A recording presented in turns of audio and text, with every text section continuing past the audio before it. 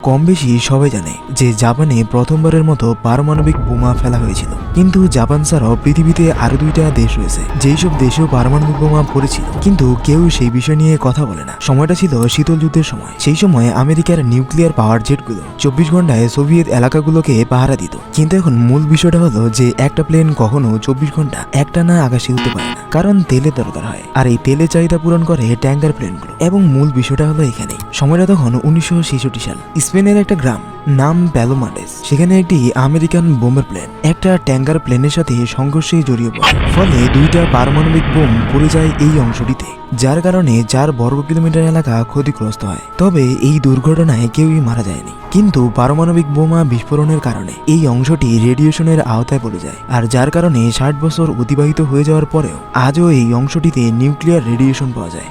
আর এটা হলো একটা। এরপরে ঠিক 2 বছর পর আবারও আমেরিকান বোম্বার প্লেনের সাথে ট্যাঙ্কার প্লেনের সংঘর্ষ হয়। ফলে গ্রিনল্যান্ডের ধুলে এয়ারবেসের পাশে প্লেনটি আছড়ে পড়ে, আর সেই প্লেনে ছিল 4টা নিউক্লিয়ার বোম, যার কারণে প্লেন সহ বোমগুলো সেখানেই বিস্ফোরিত হয় এবং এই সম্পূর্ণ এলাকায় রেডিয়েশন ছড়িয়ে পড়ে। আর যার কারণে ডেনমার্ক ও আমেরিকার সম্পর্ক খারাপ হয়, কারণ আমেরিকার প্লেনগুলোকে ড্যানিশ এলাকার উপর দিয়ে উড়ার পারমিশন ছিল না, কিন্তু আমেরিকা তো এই পারমিশনটা লঙ্ঘন করেছে বলেই না সেখানে বিস্ফোরণ হয়েছে।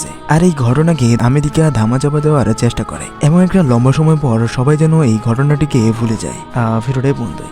ভালো লাগলে লাইক, শেয়ার এবং ফলো করতে পারেন। ধন্যবাদ।